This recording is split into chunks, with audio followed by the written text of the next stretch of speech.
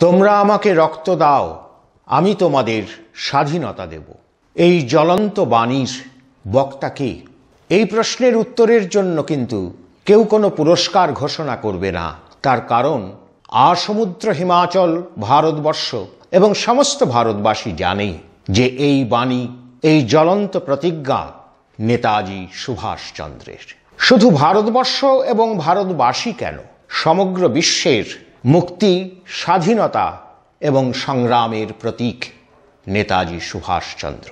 সুভাষচন্দ্র শুধু একজন বীর সৈনিক, স্বাধীনতা সংগ্রামের বীর সৈনিক ছিলেন না, তিনি ছিলেন দেশপ্রেমিক, দেশভাবুক, তিনি ছিলেন দেশনায়ক, জননায়ক। বিশ্বকবি রবীন্দ্রনাথ বলেছিলেন, সুভাষচন্দ্র বাঙালি কবি আমি, তোমাকে দেশনায়কের আসনে বরণ করে নিলাম। সুভাষচন্দ্রের দেশপ্রেম শুধুমাত্র আবেগ ছিল না, আবেগের সঙ্গে তিনি যুক্ত করেছিলেন তার যুক্তিনিষ্ঠা, তার দূরদৃষ্টি, তার বাস্তববোধ এবং গঠনমূলক কর্মকে।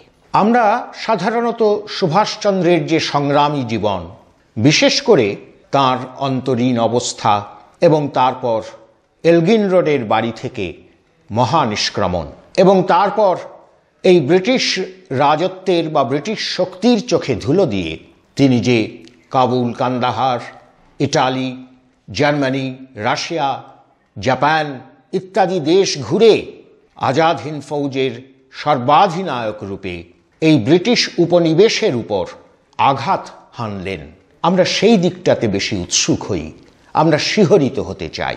কিন্তু তার দেশচিন্তার যে সুদূর প্রসারী একটা বিস্তার, তাকে আমরা খুব মনোযোগ দিয়ে পরখ করে দেখি না, পর্যালোচনা করি না।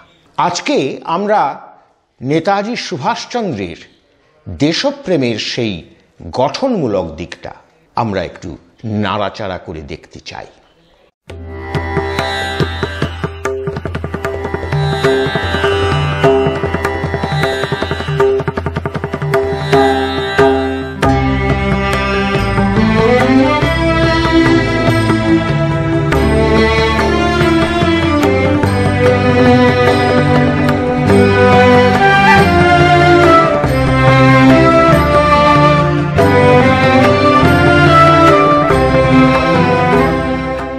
আজ নেতাজি সুভাষচন্দ্রের জন্মদিন। এই পুণ্য দিবসে আমরা এই বীর দেশভক্ত দেশ সন্তানের শ্রীচরণে আমাদের ভক্তি বিনম্র প্রণাম নিবেদন করছি। তখন 1921 সাল, তখন ICS পরীক্ষা দিয়েছেন এবং উত্তীর্ণ হয়েছেন সসম্মানে এবং কেমব্রিজে তিনি তখন ট্রাইপস করছেন, কিন্তু মনে মনে স্থির করে নিয়েছেন যে তিনি সব কিছু ছেড়ে দেশ ও মাতৃকার চরণে দেশ সেবায় নিজেকে বলিদান করবেন। কিন্তু কিভাবে দেশ সেবার কাজ শুরু করা যায়, কোথা থেকে শুরু করা যায়, এই চিন্তা তিনি তখন নিমগ্ন হয়ে করছেন ওই সুদূর কেমব্রিজে বসে। এই সময় ওই 1921-এর ফেব্রুয়ারি এবং মার্চে তিনি দুটো চিঠি দিলেন দেশবন্ধু চিত্তরঞ্জনকে। দেশবন্ধুই তো নেতাজির রাজনৈতিক গুরু। তিনি সেই চিঠিতে কি কি কাজ করা যেতে পারে, কোন কোন কাজে তিনি অংশ নিতে পারেন এবং কংগ্রেসের কোন কোন কাজ করা উচিত, এই বিষয়গুলি নিয়ে খুব বিস্তারিতভাবে তার মনের কথা দেশবন্ধুকে লিখে পাঠালেন। আমরা যদি সেই চিঠি দুটো থেকে তিনি যে কাজের যে তালিকা তৈরি করেছিলেন শুধু সেইটুকু দেখি, তাহলেই আমরা অবাক হয়ে যাই যে ওই অতদিন আগে, তখনও দেশ পরাধীন, একটি যুবক, নেতাজি তখন যুবক, একটি যুবকের মনে দেশ গঠন কিভাবে হবে তার যে মানচিত্র তৈরি হয়েছে আমাদের সত্যি অবাক করে। সেখানে তিনি বলছেন, প্রথমেই দেখুন কতটা বাস্তববাদী, প্রথমেই বলছেন যে কংগ্রেসের একটা স্থায়ী দপ্তর দরকার এবং সেই দপ্তরের জন্য একটা নিজস্ব বাড়ি দরকার। এই প্রথম এজেন্ডার প্রথম এটাই হচ্ছে এই। তারপরে তিনি বলছেন যে কংগ্রেসের কতগুলি রিসার্চ সেল বা রিসার্চ গ্রুপ তৈরি করতে হবে, যারা বিভিন্ন বিষয়ে গবেষণা করবে এবং সেই গবেষণালব্ধ তথ্যের উপর দাঁড়িয়ে কংগ্রেসের নীতি নির্ধারিত হবে। কি কি বিষয়ে? তার মধ্যে রয়েছে যেমন ইন্ডিয়ান কারেন্সি এবং এক্সচেঞ্জ পলিসি কি হবে। দেশ কিন্তু তখন পরাধীন, তবু তিনি ভাবছেন সামনের দিকে তাকিয়ে যে Indian currency and exchange policy, তার ওপর রিসার্চ হওয়া দরকার। তিনি বলছেন নেটিভ স্টেটস, তার সম্পর্কে তথ্য সংগ্রহ করা দরকার। মনে রাখতে হবে এই নেটিভ স্টেটস কিন্তু পরবর্তীকালে ক্ষমতা হস্তান্তরের পরে অর্থাৎ 1947-এর পরে ভারত সরকারের একটা মাথা ব্যথার কারণ হয়ে দাঁড়িয়েছিল। সেই নেটিভ স্টেটস সম্পর্কে কি নীতি হওয়া দরকার সে বিষয়ে সচেতন করছেন নেতাজি সুভাষচন্দ্র 1921 সালে। তারপরে বলছেন franchise for men and women, অর্থাৎ ভোটাধিকার। এই ভোটাধিকার নিয়ে ভাবনা চিন্তার কথা তখন থেকে তিনি বলছেন ডিপ্রেসড ক্লাসেস এবং তাদের উন্নয়ন, সে বিষয়ে কি করা দরকার সে বিষয়ে চিন্তা করতে বলছেন। আজকে তো আমরা দেখছি সে ডিপ্রেসড ক্লাস নিয়ে রাজনীতির দলগুলোর মধ্যে কতখানি কামড়াকামড়ি চলে এবং তার থেকেই সংরক্ষণ এবং তার বিরোধিতা ইত্যাদি একটা জ্বলন্ত রাজনৈতিক ইস্যু হিসেবে দেখা যাচ্ছে। সেই কথাটা কিন্তু তিনি সেই 1921 সালে বলছেন যে ডিপ্রেসড ভারতের যারা ডিপ্রেসড ক্লাস, তাদের উন্নয়ন কিভাবে সম্ভব সেটা ভাবতে হবে। তিনি বলছেন কংগ্রেসের একটা ইন্টেলিজেন্স ডিপার্টমেন্ট দরকার, বলছেন কংগ্রেসের একটা প্রোপাগ্যান্ডা ডিপার্টমেন্ট দরকার। এইভাবে আমরা দেখতে পাচ্ছি সেই চিঠির মধ্যেই লেবার এবং ফ্যাক্টরি রুলসের সম্বন্ধে তিনি চিন্তা করতে বলছেন ভ্যাগ্রেন্সি অ্যান্ড পুয়ার রিলিফ ওয়ার্ক কিভাবে হবে সে বিষয়ে চিন্তা করার কথা। এমনকি বলছেন যে স্বাধীন ভারতের কনস্টিটিউশন কি হবে সেই বিষয়েও এখন থেকেই অর্থাৎ সেই 1921 থেকেই চিন্তার কথা। তাহলে কতখানি দূরদৃষ্টি সেটা আমরা বুঝতে পারি দেশবন্ধুকে লেখা নেতাজির এই দুটো চিঠি থেকে। এমন একটা সময়ে যখনও তিনি কিন্তু রাজনীতিতে আসেননি, পা রাখেননি, রাখবো বলে নিজেকে প্রস্তুত করছেন।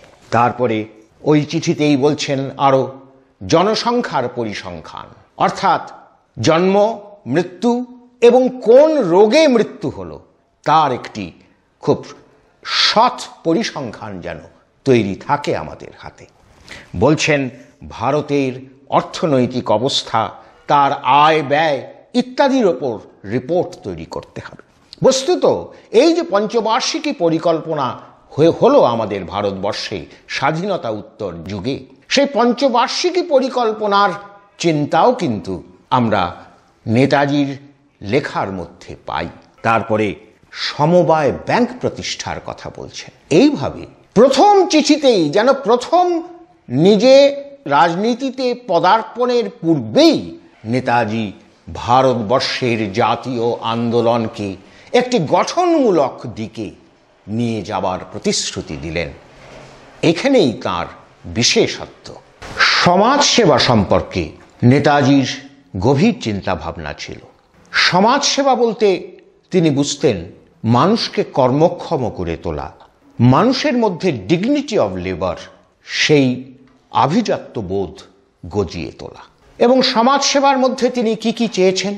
তিনি চেয়েছেন কৃষি, তিনি চেয়েছেন কুটির শিল্প, এবং এই কুটির শিল্পের এক একটি কুটির শিল্প ধরে ধরে বিভিন্ন সমাজসেবী সংগঠনের কর্তা ব্যক্তিদের কাছে তিনি মান্দালয় জেল থেকে বা নানা জায়গা থেকে যে চিঠিগুলো পাঠিয়েছেন তাতে আমরা দেখি খুঁটিনাটি প্রতিটি বিষয় নিয়ে তিনি কথা বলছেন, তিনি উপদেশ দিচ্ছেন। কাঁচামাল কিভাবে জোগাড় হবে, কিভাবে মার্কেটিং হবে, ডিম্যান্ডকে কিভাবে বোঝা যাবে, ইত্যাদি ইত্যাদি। এমনকি এই কর্মকাণ্ডের মধ্যে চুরির সম্ভাবনা কোথায় থাকে এবং তা কি করে এড়িয়ে চলতে হবে সে কথাও তিনি বলছেন। নেতাজি সবসময় চাইতেন সমাজসেবার মাধ্যমে সমাজের যারা দুর্বল থেকে দুর্বলতম শ্রেণী, যেমন নারী, বিধবা, যারা ভিক্ষাজীবী, তারা যাতে তাদের অর্থনৈতিক অবস্থার উন্নতি করতে পারে সেই দিকে নজর দেবার কথা নেতাজি বারবার বলেছেন যে এই একটা অর্গানাইজড চ্যারিটি বা অর্গানাইজড সমাজসেবার লক্ষ্য কখনো হতে পারে না মানুষকে পাইয়ে দেওয়া, কিছু না দিয়ে কিছু গ্রহণ যে আত্ম অবমাননাকর, সে কথা বারবার স্মরণ করিয়েছেন। বলেছেন যদি কেউ কিছু নিয়ে কিছু দেবার প্রতিশ্রুতি না দেয় বা চেষ্টা না করে, তার সাহায্য বরং বন্ধ করে দেওয়াই ভালো। বুঝুন আজকের দিনের সঙ্গে কতখানি চিন্তার তফাৎ। আজকের দিনে রাজনৈতিক দল এবং সরকার তারা চান পাইয়ে দেওয়ার রাজনীতি, অর্থাৎ সহজ রাজনীতি, অর্থাৎ মানুষকে দিয়ে তাদের ভোটটাকে সংগ্রহ করা। কিন্তু নেতাজি তা বলছেন না। বলছেন যে কেউ কোনো কর্মক্ষম ব্যক্তি সে কোনো সাহায্য নিয়ে যদি তার প্রতিদানে কিছু দেওয়ার চেষ্টা না করে, তাহলে তার সাহায্য বন্ধ করে দিন, কারণ ওই সাহায্যই তার যোগ্যতাকে আরো নামিয়ে দেবে এবং যেটা সেই ব্যক্তির পক্ষে এবং দেশের জাতির পক্ষে অত্যন্ত ক্ষতিকর। যখন দেবে কোনো সাহায্য করবে, তখন দেখে নিও যে তার কোনো কাজ করার সময় এবং সামর্থ্য আছে কিনা। যদি না থাকে, ধরুন একজন বৃদ্ধ মানুষ, তাহলে তাকে কাজ করানোর জন্য জিদ করো না, কিন্তু যদি থাকে তাহলে কাজ না করলে যেন সে সাহায্য না পায়। এই হচ্ছে নেতাজির সমাজ সেবার একটি মূল দর্শন। ভারতের স্বাধীনতা সংগ্রামে নেতাজি দুটো দিকের উপর জোর দিয়েছিলেন, একটা হচ্ছে ইন্ডিভিজুয়াল, আরেকটা হচ্ছে কালেকটিভ। তিনি বলেছেন যে ভারতের স্বাধীনতা সংগ্রাম, স্বাধীনতা লাভ এবং তারপরে স্বাধীন ভারতের শাসন, সুশাসন, তার জন্য খাঁটি মানুষের দরকার।